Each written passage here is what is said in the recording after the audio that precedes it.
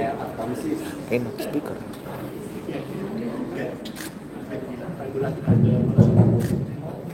Assalamualaikum warahmatullahi wabarakatuh. Alhamdulillah wa syukrulillah wa la haula wa la quwwata illa billah. Allahumma shalli wa sallim wa barik ala sayyidina Muhammad wa ala alihi wa ashabihi ajma'in. Rabbi shrah li sadri wa yassir li amri wahlul 'uqdatam min lisani yafqahu qawli. Amma ba'du. Yang kita hormati, kita muliakan tokoh-tokoh senior kita, izinkan mulai dari yang dipanggilnya tetap Kanda walaupun sudah kakek Anda.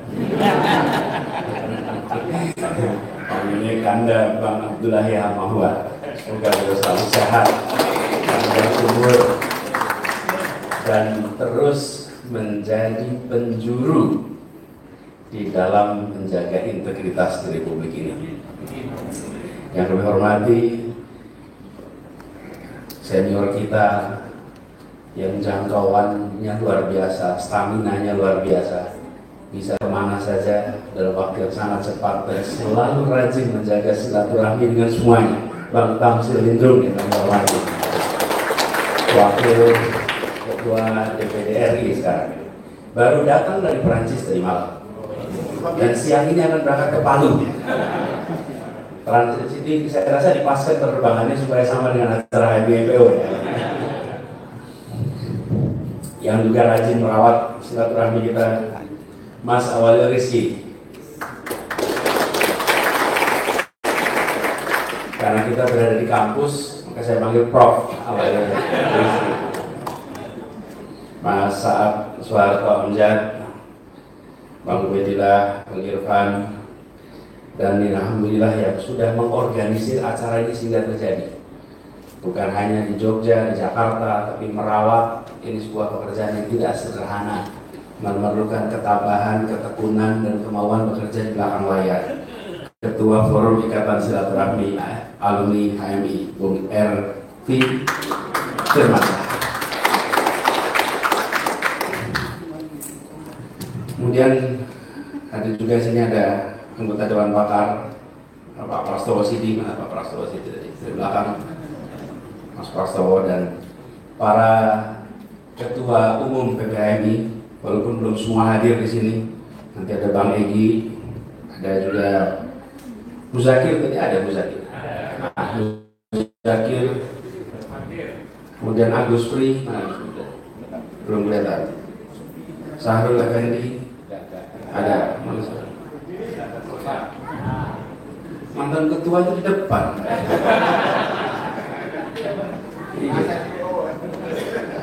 HMPO. MPO itu memang datangnya belakangan tapi selalu mengejutkan saya. Alhamdulillah pada siang hari ini kita jumpa silaturahmi halal bihalal, dan ini menggambarkan memang halal bihalal kita tradisinya tradisi intelektual. Di tempat lain kalau halal bihalal itu memang kita berjumpa ada satu orang yang menjadi pemberi mauidhah hasanah, lalu sisanya salaman. Kalau di sini karena yang kumpul intelektual, maka parade pidato, parade pikiran, parade gagasan. Karena yang berkumpul memang gagasan. Ini saya lupa menyebut Mas Sabto dari Semarang khusus datang juga ke sini. Ini satu forum halal bihalal yang agak berbeda. Biasanya halal bihalal satu mauidhah hasanah, sisanya kita salam-salaman. Tapi rukunnya halal bihalalnya saya tunaikan dulu. Karena halal bihalal ini khas Indonesia, dan ini saya rasa terkait dengan apa yang saya ingin sampaikan sedikit. Keunikan yang kalau saya sampaikan pasti semua juga sudah tahu. Hanya kita di Indonesia yang ketika memasuki bulan Syawal, mengakhiri Ramadan, itu dimulai dengan babak baru yang namanya Syawalan. Syawalan. Kalau soal puasanya kita tahu semua, puasa 6 hari selesai. Tapi tentang tradisi Syawalan di halal bihalal itu hanya ada di tempat kita. Dan ini mencairkan yang kaku, mencairkan yang beku, menjadi momen untuk bisa jumpa, menjadi alasan untuk bisa melenturkan. Nah, ini tradisi yang ada di kita, yang di tempat-tempat lain tidak ada. Saya rasa generasi awal orang-orang Indonesia yang bekerja, belajar di luar pasti merasakan pengalaman yang unik. Hari ini Idul Fitri di Mekah itu hal biasa. Tapi 2 dekade lalu Idul Fitri di Mekah itu hal yang luar biasa. Nah, jarang sekali ada Idul Fitri di Mekah. Dan bagi mereka-mereka yang dulu datang Idul Fitri di Mekah atau merasakan Idul Fitri di tempat-tempat lain, selesai sholat id, salam kanan kiri, bilang maaf lahir batin, kanan kirinya bingung. Karena tidak ada yang disebut sebagai mohon maaf lahir dan batin di tempat lain, kecuali di tempat ini. Ini sebuah keunikan yang harus dijaga. Sekaligus juga ini adalah shock breaker atas potensi benturan-benturan, potensi perbedaan-perbedaan yang kadang-kadang kesulitan untuk mendapatkan ruang. Ya, buat promosi juga sekali. Terima kasih. Nah, terus sekalian saya hormati, ini keunikan yang kami perlu jaga. Nah, jadi dalam rangka itulah izinkan saya menyampaikan selamat Idul Fitri, mohon maaf lahir dan batin apabila ada salah, ada khilaf, ada kurang, acara yang tak terdatangi, undangan yang tak terpenuhi, WA yang tak terjawab, telepon yang tak terkembalikan, jabat tangan yang tak bisa terjangkau, mohon dimaafkan. Semoga kita semua mendapatkan pahala berlipat atas ibadah di bulan Ramadan kemarin dan 1 Syawal kemarin menandai kita kembali ke fitrah kita semua. Lalu Bapak Ibu sekalian yang kami hormati, ini sebuah tema yang sangat relevan terkait dengan bagaimana perjuangan untuk kemerdekaan Palestina.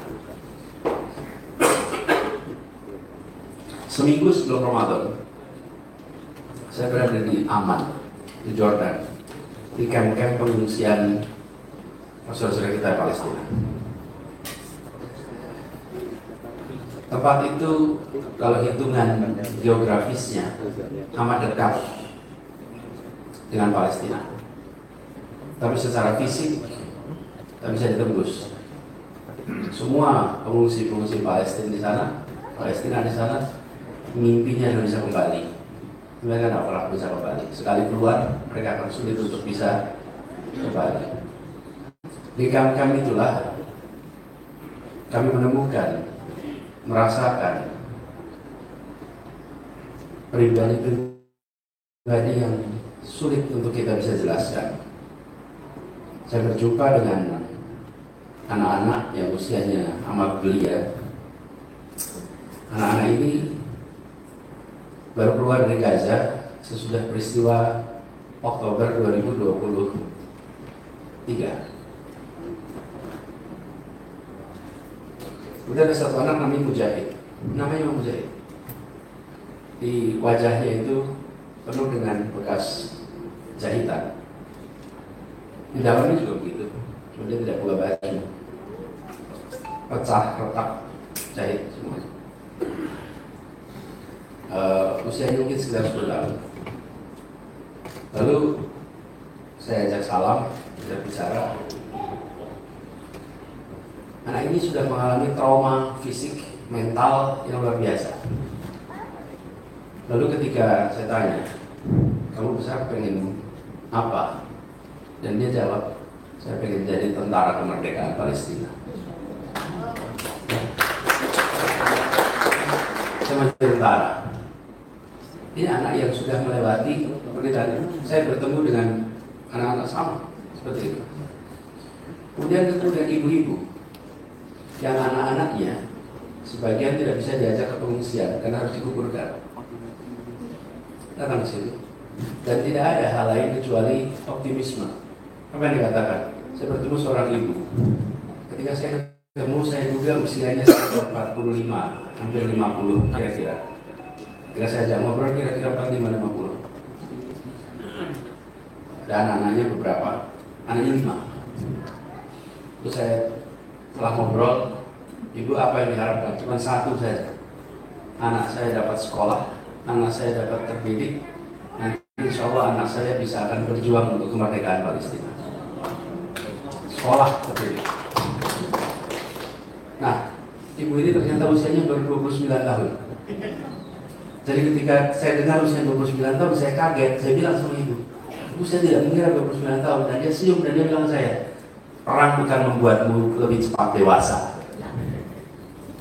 Dia tidak mengatakan lebih cepat tua, tapi lebih cepat dewasa. Perang itu membuatmu dewasa. Usia 29 tahun, anaknya 5. Anak kecil-kecil semuanya. Teman-teman, ketika berjalan di sana ada dua hal yang tidak ada di tempat itu. Saya sampaikan ketika sudah pulang, saya bertugas di Jakarta ini ketemu dengan situasi penderitaan yang seringkali juga ekstrim. Dalam perjalanan ke sini saya lewat Pasar Gembrong. Pasar Gembrong itu dari masa Soeharto dibangun lagi. Itu yang mas. Pasar Gembrong habis. Itu ludes. 2 hari sebelum Lebaran habis semuanya. Serumahnya seluruhnya habis. Ketika bakar seluruh kampung. Tapi ketika mereka mengungsi, ada 2 hal yang mereka miliki. 1 ada negara, 2 ada saudara. Ketika saya datang ke sana, menemukan tempat pengungsian, tidak ada dua-duanya. Tidak ada yang disebut negara, semua tidak punya negara. Dan tidak ada yang disebut kerabat dan saudara. Seorang nenek, usianya hampir 70-an, dia bilang rumah kami dibom. Karena kami dibom, diangkat satu-satu anggota keluarganya, anak cucunya. Satu dibawa ke rumah sakit mana, satu dibawa ke rumah sakit mana, ujungnya satu di negara mana, satu di negara mana. Dan dia nggak pernah bisa mengatur siapa berangkatnya ke mana. Berbulan-bulan kemudian baru jumpa. Dia tidak dimiliki 2, tidak ada negara, tidak ada saudara. Di sini, seberat-beratnya problem yang kita hadapi, rakyat kita masih ada negara. Kampung Gembrong dalam waktu kurang 6 bulan terbangun lagi. Ada negara di situ. Ada basis basah pemimpin masyarakat yang membiayai, karena negara nggak bisa membiayai waktu itu. Pas akhirnya terbangun lagi dan sekarang hidup. Terus sekalian, membicarakan soal Palestina itu bukan barang baru.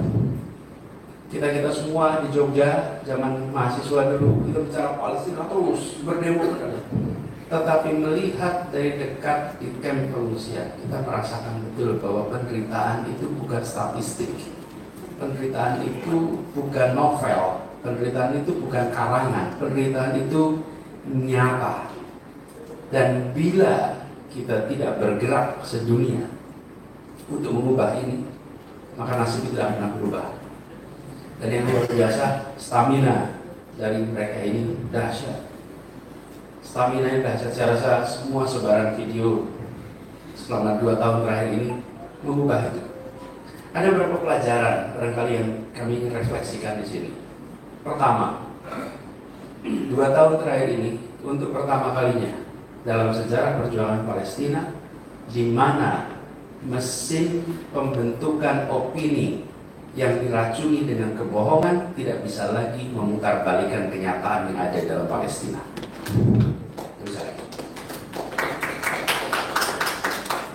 Antara fakta dengan persepsi dunia, di situ ada penengahnya. Kita yang menengahi namanya media. Media itu kan medium. Medium inilah yang teracuni, yang terkontaminasi. Selama berpuluh-puluh tahun, apa yang dipahami oleh mayoritas dunia dibentuk oleh mesin komunikasi yang diracuni. 2 tahun terakhir ini itu dipangkas lewat apa? Lewat media sosial. Memangkas itu semua. Yang terjadi kekagetan yang luar biasa. Tidak pernah terbayangkan di negara seperti Amerika Serikat, Prancis, Inggris, Jerman, disebut negara-negara. Kalau di Indonesia kita tahu dari dulu, tapi kita tidak pernah terbayangkan bahwa mereka kaget. Dan apa yang terjadi? Semua yang menggunakan akal sehat memilih untuk bicara membela Palestina.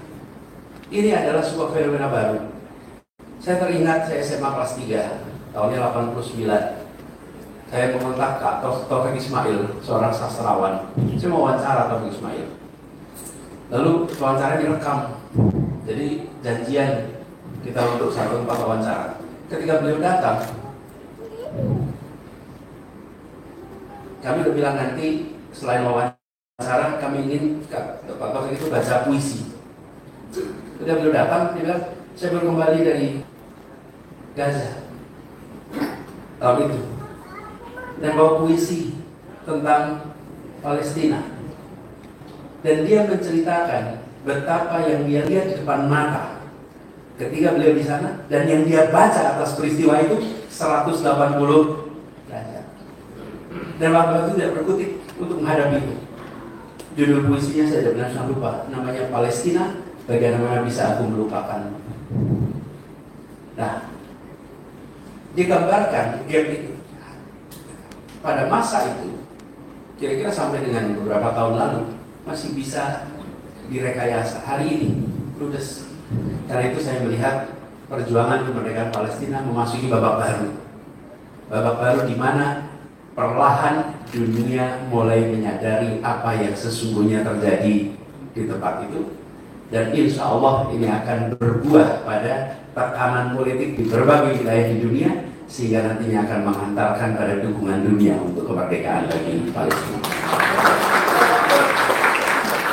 Ini yang faktor eksternal. Karena bagaimanapun juga sekalian, negara akan bersikap, khususnya di negara demokratis, mencerminkan kekuatan politik yang ada di dalam domestiknya. Kekuatan domestik selalu menentukan kebijakan internasional. Jarang sekali kebijakan internasional hanya ditentukan oleh urusan kita. Selalu merupakan cermin dari kekuatan politik domestik. Karena itulah kenapa peristiwa jebolnya benteng yang menutupi kenyataan atas apa yang terjadi di Palestina, jebolnya ini adalah sebuah babak baru yang rasanya dalam waktu yang tidak terlalu lama kita akan menyaksikan pergeseran dalam kebijakan-kebijakan internasional di berbagai negara-negara kunci. Satu. Lalu yang kedua, karena yang terkait dengan pengalaman kita sendiri. Terus sekalian, saya sering refleksikan apa yang membuat kemerdekaan kita ini menjadi diakui dunia. Bukankah kita juga ketika dulu melawan itu berhadapan dengan kekuatan Barat yang amat besar? Mengapa akhirnya dunia mengakui kita? Walaupun perlu waktu. Dari mulai 45 kita bilang merdeka sampai dia diterima tahun 49, itu ada proses. Nggak otomatis. Apa beberapa pelajaran penting yang mungkin menarik untuk refleksi kita? Pertama, kita harus menyadari pada masa itu pun Indonesia ini multiple faction. Faksi-faksinya banyak. Di dalam politik kita ada banyak faksi, banyak kelompok. Di kaum sipil ada berbagai kelompok. Di kalangan angkatan bersenjata ada juga banyak kelompok. Dan antar kelompok ini, kalau ditanya apakah mereka berkompetisi, berkompetisi. Apakah mereka sering saling potong? Sering saling potong. Cuma sejarah kita kan tidak banyak menengok sisi itu. Tapi saling potong, saling. Tapi ada satu hal yang menarik.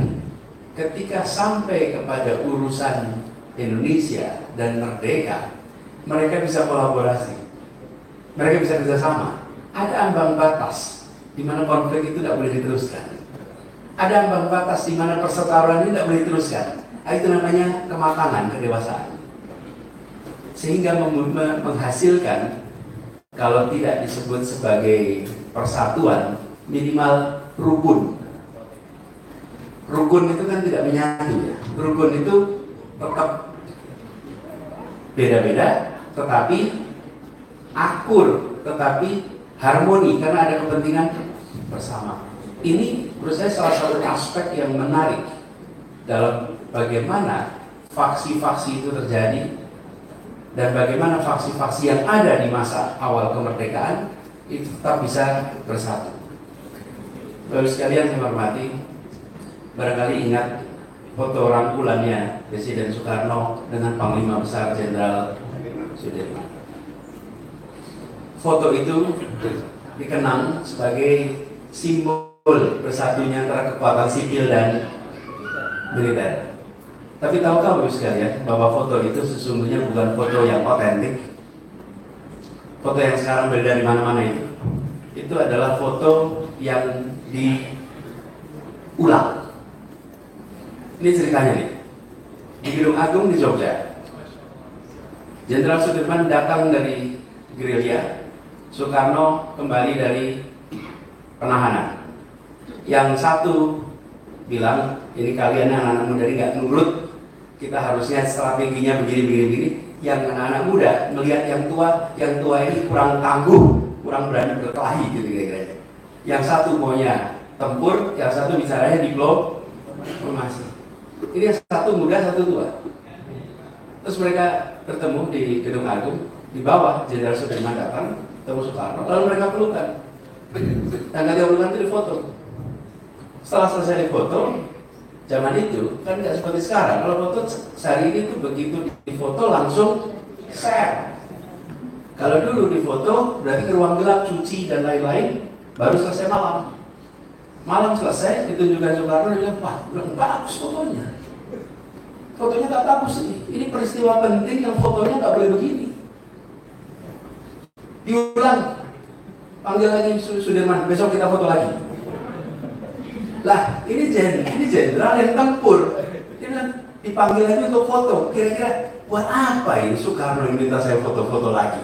Kan kemarin sudah salaman. Nah, dalam bayangan Soekarno, momen ini momen yang penting untuk dilihat dari seluruh rakyat Indonesia dan internasional bahwa pemimpin militer dan pemimpin sipil di Republik ini itu satu bersama dan sama-sama akan melawan penjajah. Diulang, besoknya diulang, datang lagi, pelukan lagi, foto lagi. Nah, foto yang kedua inilah yang kita kenal di mana-mana fotonya. Jadi, kalau Anda Google hari ini, itu Google aja foto Soekarno dan Sudirman, Google aja. Lalu Anda akan lihat, ini foto bukan foto yang pertama, ini foto yang kedua. Kenapa? Karena pada waktu itu ada kesadaran selama kita di dalam tubuh kita tidak bersatu, jangan harap kemerdekaan itu akan bisa tuntas di Republik ini. Ini pelajaran penting untuk bangsa-bangsa yang mau merdeka, termasuk bangsa Palestina. Ketika pemimpin militer dan pemimpin sipil rangkulan bersama, semua perbedaan yang ada di antara mereka dikubur di belakang.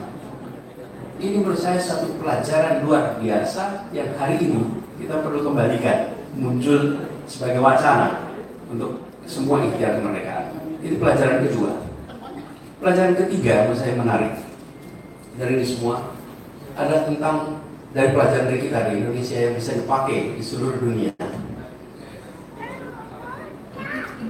Hampir mayoritas besar dari tokoh-tokoh perjuangan kita yang berdiplomasi itu memiliki latar belakang gerakan Islam, dipimpin oleh Agus Salim. Haji Agus Salim itu pimpinan Syarikat Islam. Syarikat Islam ini hulunya. Kemudian Muhammad Rum itu John Islamitan Bond. Ini tokoh-tokoh dengan latar belakang. Dan kalau kita lihat dalam perjuangan kita ini menarik. Di dalam perjuangan fisik domestik, simbol keagamaan menonjol sekali. Pertempuran di Surabaya ini mengejutkan dunia. Itu didorong semangatnya oleh siapa namanya, Bung Tomo. Pakai apa waktu itu? Resolusi jihad bulan Oktober tanggal 22 keluar resolusi jihad. Semuanya menggunakan diksi-diksi yang sangat religius dalam perjuangan domestik ini.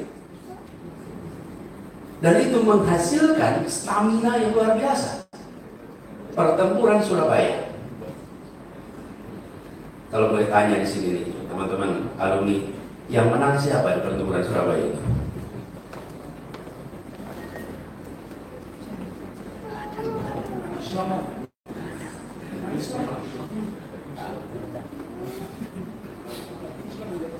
Sebagai sebuah pertempuran itu dimenangkan oleh Inggris. Pertempurannya berlangsung selama 3 minggu. Bangsa Indonesia yang meninggal diperkirakan 20.000. Mereka meninggal kira-kira 500 sampai 1.000. Oke? Rasa ya jauhnya. Seluruh infrastruktur di Surabaya hancur. Jembatan hancur, gedung hancur, gedung-gedung utama hancur. Dan perang ini, pertempuran ini, kenapa menjadi catatan? Karena ini mirip seperti Gaza saat ini. Di bulan November, catatan Inggris itu mengatakan begini: belum pernah tentara Inggris berhadapan dengan musuh yang ditembak habis, keluar lagi tambahannya. Meninggal 10, datang 15. Meninggal 15, datang 20. Meninggal 20, datang 25. Terus bergerak sampai mereka akhirnya kalau bahasa Jawa itu kilo. Apa? Ngeri. Ngerinya bukan apa? Kalau secara jumlah maka lebih banyak mati. Tapi yang mereka temukan adalah daya tempur, daya tarung yang dahsyat. Kenapa? Karena ada panggilan tadi untuk bergerak dengan simbol agama. Luar biasa. Semuanya bergerak. Sampai akhirnya mereka memutuskan minta panggil Soekarno datang, Hatta datang, minta untuk datang, semua datang ke Surabaya mencoba mendamaikan. Tapi rakyat di sana bergerak. Jenderal Malabi yang meninggal itu ditembak oleh pedagang telur. Saya lupa namanya, Mamat Endok atau Ali Endok. Coba dicek dalam itu. Namanya itu panggilannya Ali atau Mamat itu Pak. Tapi kasih nama Endok belakang ya. Karena saking banyak nama Ali, saking banyak nama Mamat, akhirnya dikasih nama Endok. Kita yang menembak. Saya rakyat bukan tentara-tentara yang berpangkat. Semua bergerak. Ini menarik. Tapi nih perkecualiannya, begitu pimpinan-pimpinan Indonesia berada di kancah internasional, mereka tidak sedikit pun menggunakan simbol-simbol agama di dalam memanggil dukungan dunia untuk kemerdekaan Indonesia. Haji Agus Salim datang ke sana pakai jas, celana panjang. Bicara bahasa, Agus Salim bisa bahasa banyak sekali. Dan diplomat-diplomat kita tampil dengan pesan ini adalah kemerdekaan nasional, bukan kemerdekaan kelompok agama. Di dalam retoriknya religius, di internasional retoriknya nasionalis. Oh, itu dahsyat. Sehingga mereka keliling kemana-mana meminta panggilan untuk kemerdekaan Indonesia itu tidak dengan bahasa yang di dunia internasional membelah, di dunia internasional kemudian bersimpati karena mereka tidak menggunakan simbol yang membelah. Ini pelajaran. Seringkali kita terbalik di dalam kampanye global menggunakan simbol yang membelah, sehingga usaha untuk menarik dukungan semua terus disulit. Ini pelajaran ketiga dari kejadian kemerdekaan kita. Bagaimana di dunia internasional, walaupun delegasinya, kalau diperhatikan ya, delegasi yang berangkat mencari pengakuan kemerdekaan pertama itu dipimpin Agus Salim. Di dalamnya ada Nasir Pamuncak, ada Pak Rosyidi, ada Air Baswedan, ada 2 lagi nama. Itu mereka orang-orang yang kalau ditanya dari mana latar belakang sosiologisnya, mereka semua ada dari barisan partai-partai, ormas-ormas Islam. Tapi ketika berangkat ke internasional, mereka tampil dengan bahasa internasional, mereka tampil dengan wajah yang nasionalis. Nah, ini teman-teman mungkin refleksi bagi kita. Perjuangan Palestina harus dibantu untuk mereka menang, bukan untuk memuaskan yang membantu, bukan untuk membahagiakan yang berjuang di sini, tapi untuk menghasilkan dukungan yang lebih luas bagi Palestina. Dan apa yang terjadi seperti gerakan itu, gerakan buruh di Palestina, di Australia, pasokan senjata, teman-teman. Memang kita bertempur di sini tahun 45 sampai 49 itu nggak ada senjata yang disusupkan. Itu senjata disusupkan dari mana-mana. Yang menyusupkan siapa? Orang-orang yang simpati perjuangan Indonesia. Obat-obatan yang dikirim. Itu semua didukung oleh mereka-mereka yang tidak melihat perjuangan Indonesia dalam konteks kelompok pemeluk agama, tapi sekelompok nasionalis. Jadi sekali lagi menghormati, rasanya dalam kita mendukung perjuangan Palestina, kita bisa mengambil hikmah dari perjuangan di bangsa kita. Betapa soliditas antar unsur menjadi penting. Yang kedua, bagaimana pesan domestik dan internasional itu dipilih dengan sangat strategis, sangat serius, sehingga bisa menggait dukungan yang lebih luas. Mudah-mudahan ini semua, dan momentum sekarang rasanya momentum yang memungkinkan untuk Palestina bergerak ke arah sana. Mudah-mudahan dengan ini menjadi topik pada hari ini, maka makin luas harapannya, kesadaran untuk kita bergerak dengan cara yang tepat dalam mengusahakan kemerdekaan bagi saudara di sana. Buat seluruh keluarga besar alumni HMI MPO, saya hormati, terima kasih atas kesempatan untuk kita bisa silaturahmi sehingga lengkap. 2 minggu lalu di Jogja, halal bihalalnya lengkap, dan sekarang ada di Jakarta. Mudah-mudahan persaudaraan kita terjaga terus, makin kuat, makin solid, sehingga kalau kalimat tadi di dalam himne itu kan fasenya ada yakin usaha, kita baru fase bersyukur dan ikhlas. Bersyukur dan ikhlas, yakin usaha. Nah, insya Allah nanti yakin usaha sampai. Terima kasih, kurang lebih mohon maaf. Assalamualaikum warahmatullahi wabarakatuh.